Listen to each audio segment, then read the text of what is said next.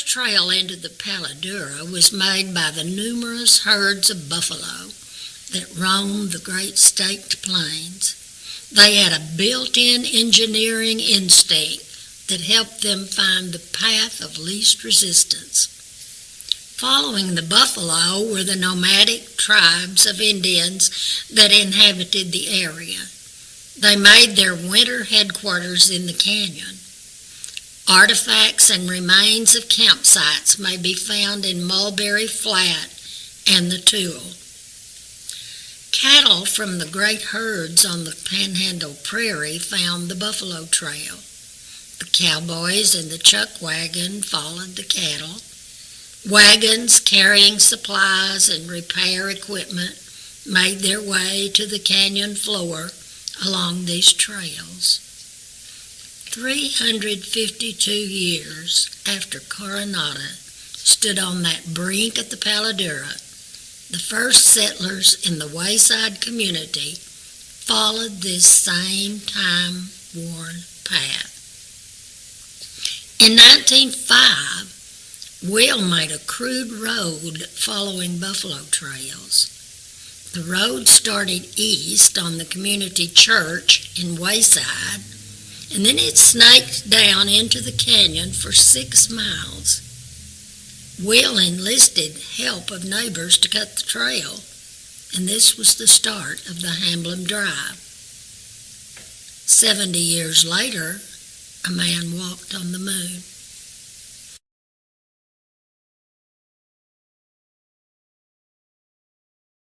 Okay, let me tell you about Will and coming to this part of the country. They came from Virginia and Tennessee, and they came to Texas, him and his dad and his 2 sisters. His mother was deceased at this time, and they came to Hunt County, Texas, and lived there for a while, and then his father remarried.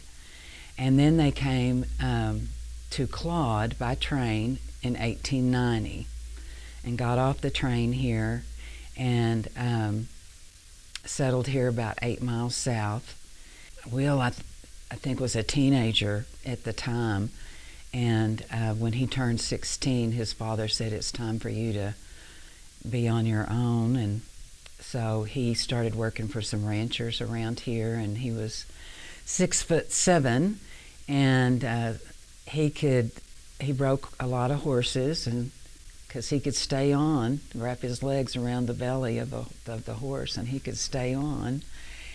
So in 1900, he married my great-grandmother, Ada Sprayberry, and her grandparents were already here, and they followed the railroad and ministered to the workers and gave them milk and so forth. And so they were already here, and they were had a dugout on the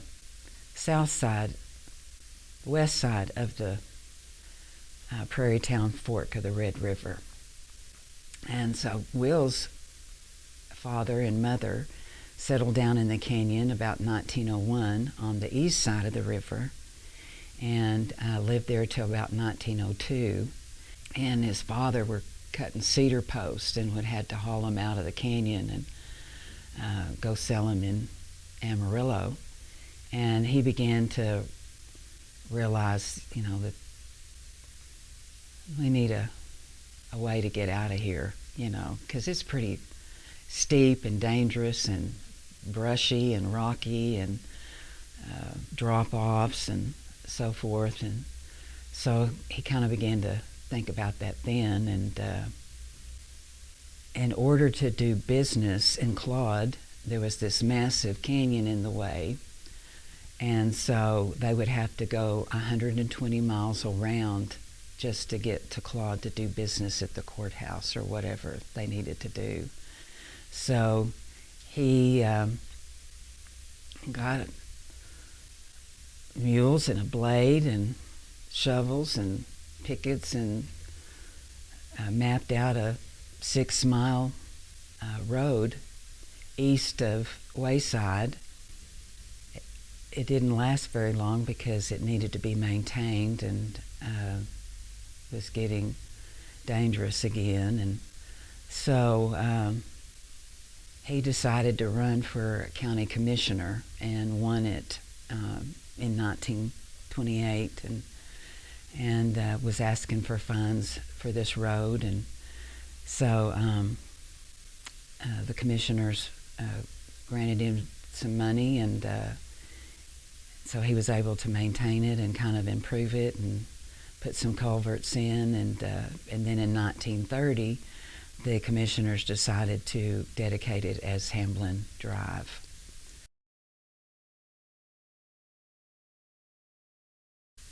At that particular time, I'm not real sure there was just wagon trails. I'm sure that he would, if he was going by himself, he'd ride his horse, and he probably could go through the canyon. But if they were in a car or a wagon, the wagon would probably take them 2 days to get to Claude. And so you're looking at, 4 or 5 day trip, just to go to Claude to take care of business. I think there was a hotel here at that time, but I don't know if they stayed here or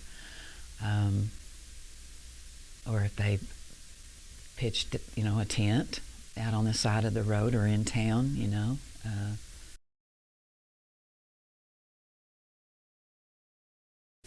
They moved up on the plains in the Wayside community in 1905. They bought the Bradford place, which is a couple of miles west of Wayside. And to me, that's very interesting. I'm thinking, why didn't he move closer to the canyon? Because he loved the canyon so much. They raised horses and mules and did a little bit of farming later, but not at that time. I don't think it was livestock is what he mainly did. So, and then they became instrumental in the community of Wayside, charter members of the church, and education was important to my great-grandparents and the other people there at that time, and so they started a school, and so it became a community.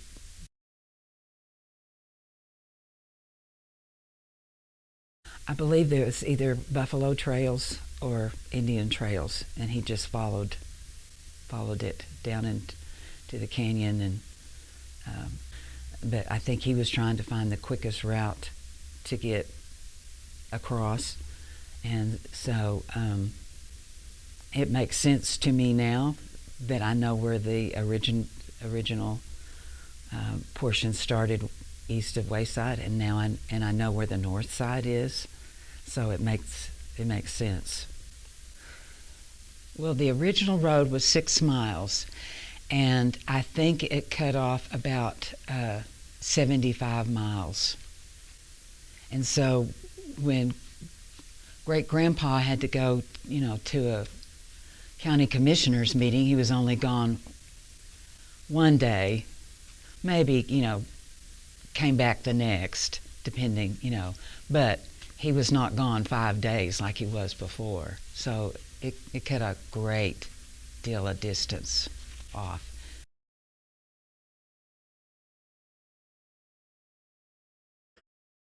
So this documentary is important to me for several reasons. One is that Vicki Hamblen and I both grew up in the same small town of Happy, Texas. So we've been lifelong friends. We both share a tremendous passion for history. So it only made sense that we collaborated together and did this documentary on Hamblen Drive. Another thing is her great-granddad, Mr. Hamblen, and my great-granddad, Fred G. Patching, were both early settlers to the Texas Panhandle, and they were also good friends. So it's amazing how small that circle really is.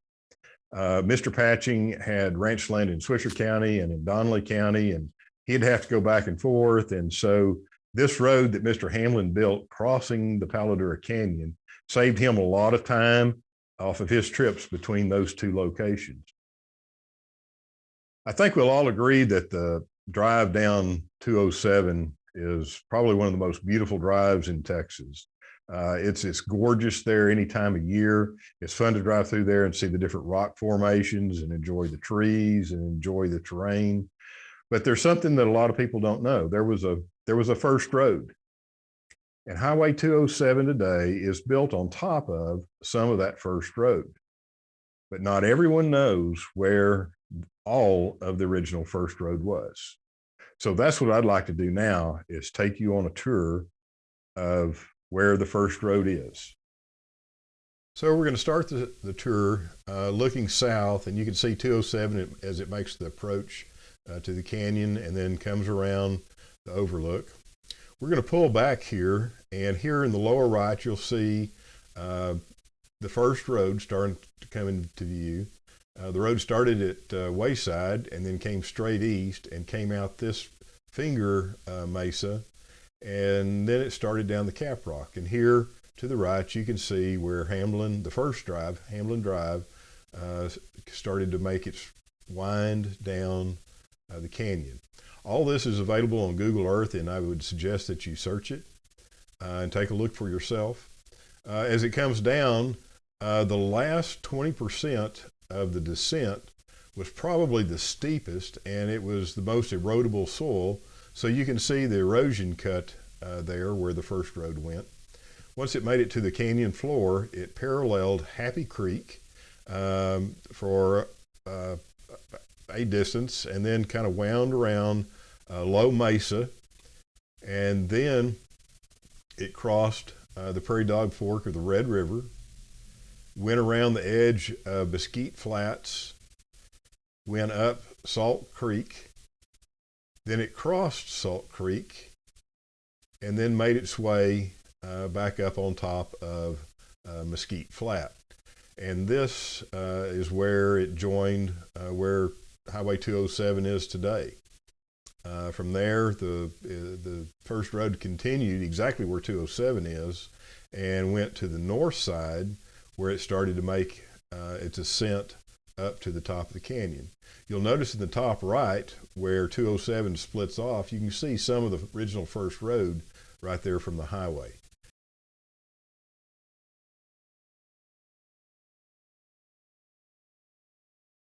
I think it was the third time that he was running for county commissioner. The people in Claude told the young people about a poll tax, and they had no idea about a poll tax, and that was so that he couldn't be reelected, because they knew that these youngsters were for Will, and so he lost that election. But then the next time he ran again, he ran consecutively until he decided to retire in the mid-40s. So there was always been this kind of division between the north side and the south side, from my understanding.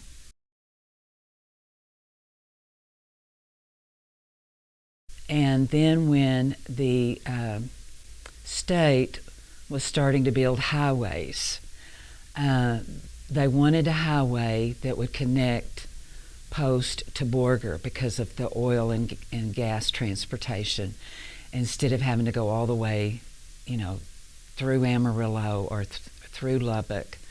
And so he met with the surveyor and tried to get the road to go, on his original road to Wayside.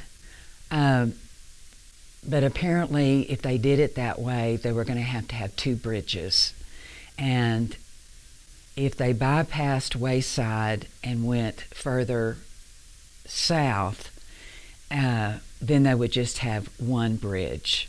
And so they tried several different ways to make it work to go to Wayside, and just knew it wasn't going to work. And my great-grandfather said he conceded, and he saw that this wasn't going to work. But I think because of his vision and his for economic commerce to the area, this would be the best. So he got on board, and this was in the 30s, early 40s, that the WPA was paying $1 a day for workers, and during that time, of course, that was the Depression, and so he had men working not only with him but with the state to make this road, and so they got this road built. It was very passable and connected the two, and then the road became paved in 1954, and he did not get to see that come to fruition. He died 2 years before it was paved. So, and then eventually it became State Highway 207.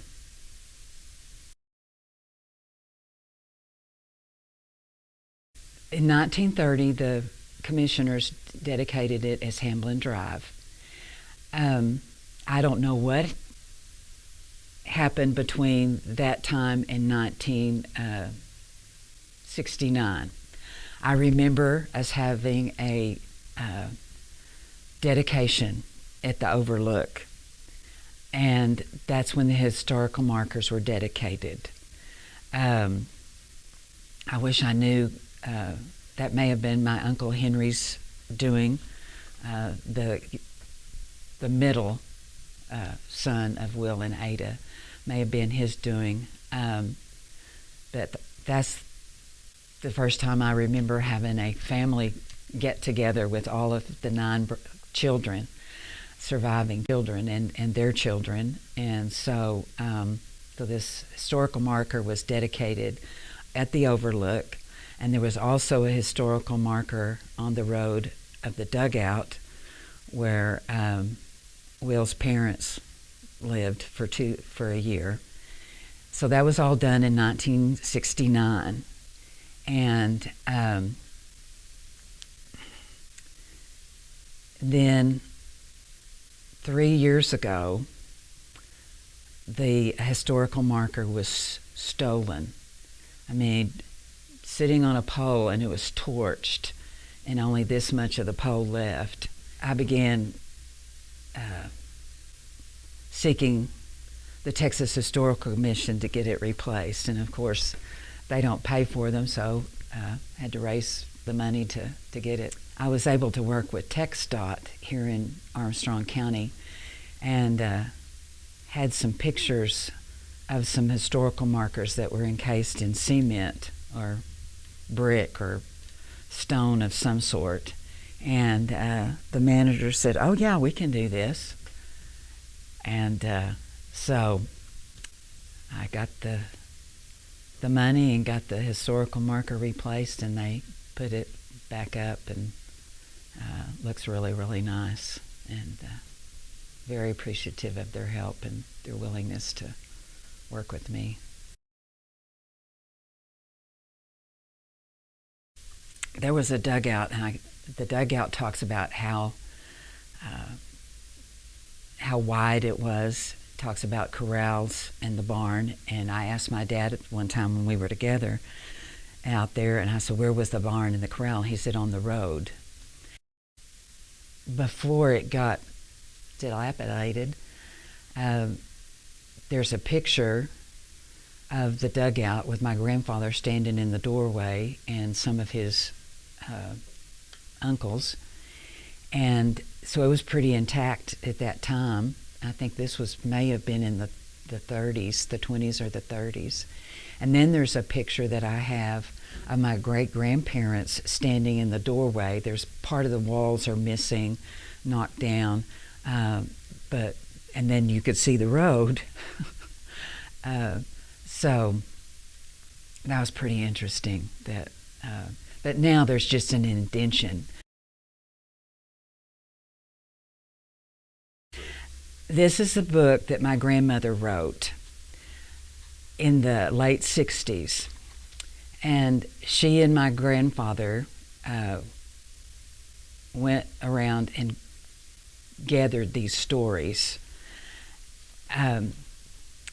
It's a story about the settling of Wayside and also about the Hamblen Drive. She published it herself in 1971. It's not a chronological story, but it is stories of history that happened in this area. And it was amazing to me that this happened in my own backyard. I've read it many times, and when I read it in my 20s and my 30s, especially in my 30s, I wanted it republished. In 2014, my cousin Connie contacted me and wanted to know who had the copyright to the book. And I told her, well, my Uncle Guy and Aunt Carol, they were the only children still living. Barbara Brannon, and she said that the Texas Plains Trail was very interested in republishing this book. Well, I was super excited. She said, we need a historical introduction, and we want to add a table of contents, an index, a historical introduction. And I said, well, there's some pictures that I would like to add too that are not in the book. And I said, I also want to give credit to my cousin who drew some pictures in here. And she said, oh yeah, that would be great. And then she said, who could we do to get the historical introduction? And would go on, and she'd ask me other questions, and then we'd come back to it, and then she'd ask me some more questions, and we'd come back to it, and then she finally just said, well, Vicki, you are the one that needs to write the historical introduction. I was just like, are you serious? I'm not a writer. I don't know what to write about. So we spent several months, and I got to fine-tune the index, and I got to add my pictures. And this picture on the front is a postcard that I found. I wanted to have the canyon and something showing the road. And so Barbara was able to lighten this postcard up and put it on the front. They named the republished book The Rim to Rim Road. Very proud of this book. It's my heritage. I want people to know about this highway and this county and this and the community that was left behind.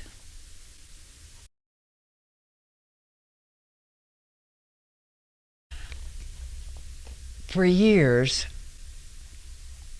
I've wanted people to know that when they are traveling 207, and when they get in the canyon, that they are on Hamblen Drive. And when you get up to the overlook and you read the historical marker, I don't think you get it, that you're on that road. And so when I moved back to Happy in 2003, I began to just have this dream, this urgency to have some sort of signs, because when I would travel, I would see George W. Bush Highway, or so-and-so's highway, and I'm thinking, well, how did they get that, I had done a presentation of the road in 2014 at the Texas Trails Plains Roundup that they had in Canyon. So they were going to do a dedication of one of the arrows out at Wayside, and so the executive director invited me to come, and so I did, and I met the county judge. And this is normally not me, but I went up to him and introduced myself and said, how do I go about getting highway signs? And he said, well, you start with your representative. So I called Representative Ken King's office, told him what I wanted, She took down my information. She called me back in a couple of days, and she said, well, this is what he can do.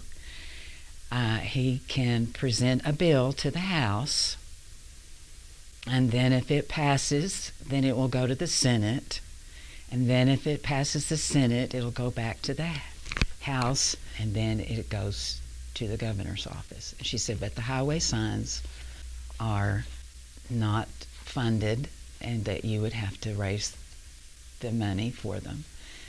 She told me how much it was. It was $1,100. And I just made an executive decision and just said, go for it. This was in October. He presented the bill in January. They called me back and they said, the Senate wants to make a change. I thought to myself, oh gosh, what do they want to do?